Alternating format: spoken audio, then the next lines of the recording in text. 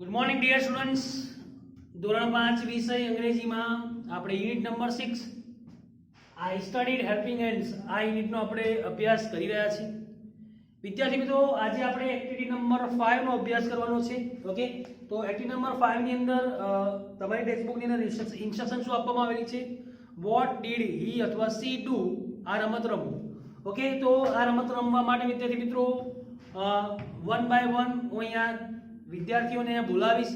Okay, તમે અત્યારે અહીંયા ક્લાસમાં તો છો નહીં, પણ આ એક્ટિવિટી કેવી રીતે થાય અને કેવી રીતે જે એક્શન જે છે એ એક્શન કરવામાં આવે છે એ તમને સમજાવી દઉં છું. ઓકે, તો અહીંયા જે વિદ્યાર્થીઓ બેઠેલા છે એમાંથી કોઈ હું એક વિદ્યાર્થીને અહીંયા બોલાવીશ. ઓકે, અને એના કાનમાં હું એક એક્શન વર્ડ, એક શબ્દ કહીશ. જેવા કે અહીંયા જે વિદ્યાર્થી આવ્યો છે એને હું કહીશ ડાન્સ. ઓકે, તો એ ડાન્સ પરથી એ એક્શન કરશે. તે શું કરશે? ડાન્સ. તો તે ડાન્સ કરવા લાગશે. ઓકે, તો અહીંયા જ્યારે અહીંયા ડાન્સિંગ થતું હશે, એ ડાન્સ કરી રહ્યો હશે, ત્યારે હું પ્રશ્ન પૂછીશ what is he doing. Okay, vote is he doing now. Answer શું આવશે? શું આન્સર આવશે? અત્યારે એ ક્રિયા કરી રહી છે, ડાન્સિંગની ક્રિયા ચાલુ છે. ઓકે, જે પણ છોકરીને કે છોકરાને મેં બોલાવ્યો છે તે ડાન્સ કરી રહ્યો છે અહીંયા. ઓકે, તો અને હું ક્વેશ્ચન પૂછીશ વોટ ઇઝ હી અથવા સી ડુઈંગ, તો આન્સર આવશે she is dancing. She is dancing. Okay, તો અહીંયા વોટ ઇઝ સી ડુઈંગ ની અંદર સી ઇઝ ડાન્સિંગ. ઓકે, આ રીતે વાક્ય થશે. ઓકે, નાઉ હવે હું જે પણ અહીંયા વિદ્યાર્થીની આવી છે એને હું કહીશ કે હવે બેન્ચ પર એટલે કે તારી જગ્યા પર જઈને બેસી જા. અને હું ફરીથી પ્રશ્ન પૂછીશ, બીજો પ્રશ્ન પૂછીશ. કેવો પ્રશ્ન પૂછીશ? What did she do. What did she do, અહીંયા ક્વેશ્ચન માર્ક્સ વિદ્યાર્થી મિત્રો કરવાનું છે. Okay, what did she do એટલે કે તેણે શું કાર્ય કર્યું, તેણીએ શું કાર્ય કર્યું. ઓકે, તો સી ઇઝ ડાન્સિંગ, તે અહીંયા ડાન્સ કરી રહી છે. હવે તેને શું કાર્ય કર્યું? વોટ ડીડ સી ડુ, એ કાર્ય પતી ગયું છે. એ જે અહીંયા એક્શન જે કરી છે ને એ ક્રિયા પતી ગઈ છે, હવે તેની જગ્યા પર બેઠેલી છે. તો હવે એના માટે આપણે અહીંયા પાસ્ટ ટેન્સ નો ઉપયોગ કરવો પડે. ઓકે, તો અહીંયા સી ઇઝ ડાન્સિંગ ની જગ્યાએ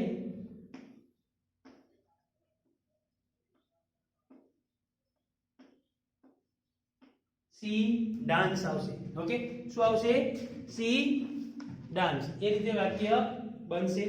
ઓકે, ત્યાર પછી અહીંયા હું બીજા એક સ્ટુડન્ટને બોલાવીશ.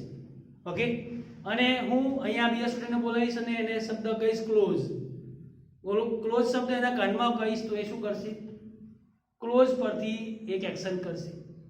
એ જશે બારણા આગળ અને બારણું જે ખુલ્લું છે એને બંધ કરશે.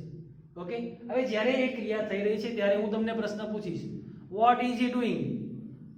Vote is he doing now. Answer શું મળશે? He is closing the door. શું કરી રહ્યો છે તે અત્યારે? તો ક્લોઝિંગ ધ ડોર, બારણું બંધ કરી રહ્યો છે. તો અહીંયા વોટ ઇઝ હી ડુઈંગ ની અંદર આવશે he is closing the door. Okay, he is closing the door. હવે હું એને કહીશ કે તારી જગ્યા પર જઈને બેસી જા. અને હવે ફરી પ્રશ્ન તમને પૂછીશ એના વિશે. વોટ ડીડ હી ડુ, તેને શું કાર્ય કર્યું? વોટ ડીડ હી ડુ, તેને શું કાર્ય કર્યું? તો આ જ વિદ્યાર્થી મિત્રો એને આ જ કાર્ય કર્યું, પણ એ કાર્ય ફિનિશ થઈ ગયું છે, એ કાર્ય પતી ગયું છે. તો હવે પાસ્ટમાં ગતું રહ્યું, એ ભૂતકાળ થઈ ગયું. ઓકે, તો એ અહીંયા કહે છે તમારો આન્સર આવશે he close the door. He close the door, તેણે બારણું બંધ કર્યું. ઓકે, હવે હું બીજા એક વિદ્યાર્થીને બોલાવીશ. ઓકે, અને એના કાનમાં હું કહીશ ઓપન. એક્શન વર્ડ ઓપન કહીશ તો તે શું કરશે? અહીંયા આવશે, ટેક્સ્ટ બુક લેશે અને જે બુક જે છે એ બુક ઓપન કરશે. ઓકે, ત્યારે હું પ્રશ્ન પૂછીશ વોટ ઇઝ હી ડુઈંગ. તો આન્સર આવશે તમારો he is opening the book. He is opening the book. ફરી પાછો એને હું કહી દઈશ કે હવે તારી જગ્યાએ જઈને બેસી જા અને ફરી પ્રશ્ન પૂછીશ વોટ ડીડ હી ડુ, તો આન્સર આવશે હી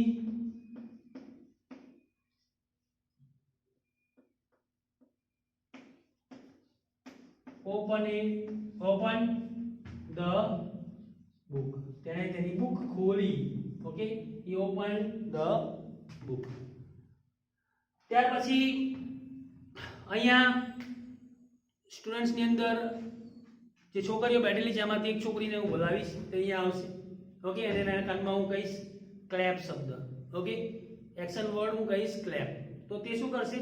તે તાળી પાડવા લાગશે. ઓકે, ક્લેપિંગ કરવા લાગશે. ઓકે, ત્યારે હું પ્રશ્ન પૂછીશ વોટ ઇઝ શી ડુઈંગ, તો આન્સર મળશે she is clapping. she is clapping. CLAPPING. Okay, અને ફરી એને બેસવાનું કહીશ ત્યારે બેસશે. ત્યારે હું પૂછીશ વોટ ડીડ શી ડુ, ત્યારે શું કર્યું? તો આન્સર મળશે she clapped.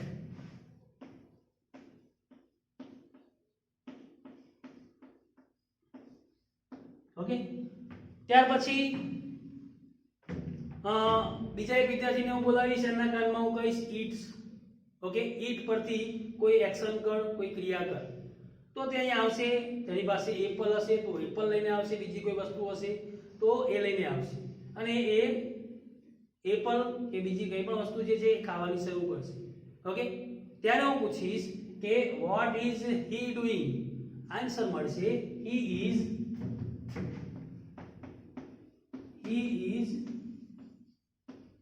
eating an apple. Okay, અને ત્યાર પછી હું બેસવાનું કહીશ ને તે બેસી જશે. ફરી પ્રશ્ન પૂછીશ વોટ ડીડ હી ડુ, તો આન્સર આવશે હી. અહીંયા ઈટ નું થશે ate, ATE. he ate an apple. Okay, તેને સફરજન ખાધું. તે સફરજન ખાઈ રહ્યો છે, તેને સફરજન ખાધું. ઓકે, ત્યાર પછી ડ્રિંક. ઓકે, ત્યાર પછી ડ્રિંક શબ્દ માટે હું બીજા એક સ્ટુડન્ટને બોલાવીશ. ઓકે, કોઈ છોકરીને અહીંયા બોલાવીશ અને કહીશ કે ડ્રિંક શબ્દ પરથી એક્શન કર કારની અંદર, એને કહીશ તો એ ડ્રિંકિંગ, એની પાસે પાણીની બોટલ હશે તો પાણી પીવાનું તે શરૂ કરશે. ઓકે, ત્યારે હું પ્રશ્ન પૂછીશ વોટ ઇઝ શી ડુઈંગ, તો આન્સર આવશે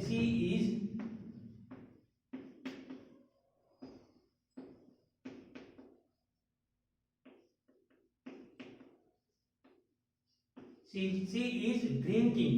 તે પી રહી છે. she is drinking water. Okay, તે પાણી પી રહી છે. she is drinking water. હું એવો પ્રશ્ન પૂછીશ what is she doing, તો આન્સર આવશે she is drinking water. Okay, અને ત્યાર પછી હું એને બેસવાનું કહીશ, બેસશે. ફરી પ્રશ્ન પૂછીશ what did she do, તેણે શું કર્યું, તો આન્સર આવશે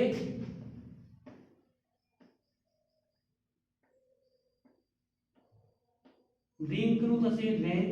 she drank water. ઓકે, તેણે પાણી પીધું. she drank water. ઓકે, અને લાસ્ટ જે શબ્દ છે એના માટે હું બીજા એક સ્ટુડન્ટને બોલાવીશ, એને હું કહીશ કે સિંગ પરથી એક્શન કર, તો તે અહીંયા આવીને પોએમ ગાશે કાં તો કોઈ ગીત ગાશે.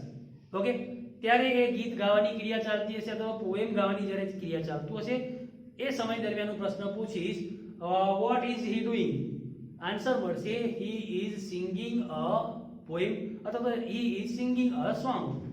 ઓકે,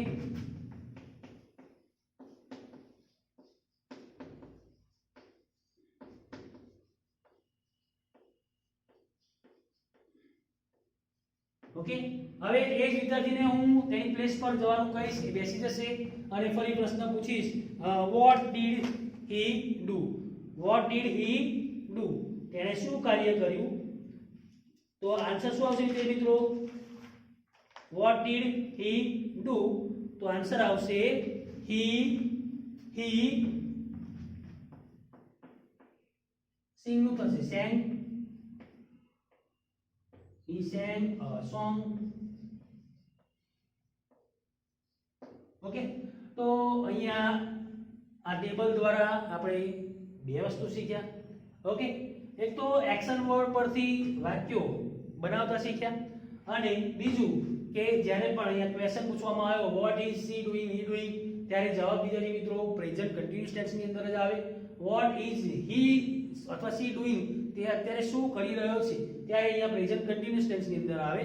અને જ્યારે આવો પ્રશ્ન પૂછવામાં આવે vote did he she do ત્યારે શું કર્યું ઓકે ત્યારે અહીંયા પાસ્ટ ટેન્સ નો ઉપયોગ કરવામાં આવે છે. સેમ રીતે અહીંયા પ્રેઝન્ટ કન્ટિન્યુઅસ ટેન્સ નું વાક્ય આપણે અહીંયા પાસ્ટ ટેન્સ ની અંદર ફેરવેલું છે. ઓકે, જુદી જુદી એક્ટિવિટી દ્વારા. તો આ ટેબલ તમારી નોટબુક ની અંદર તમારે આ રીતે ડ્રો કરીને લખી દેવાના છે જે પણ સેન્ટેન્સીસ અને જે પણ એક્શન વર્ડ્સ આપણે અહીંયા લખેલા છે તે. Okay, thank you.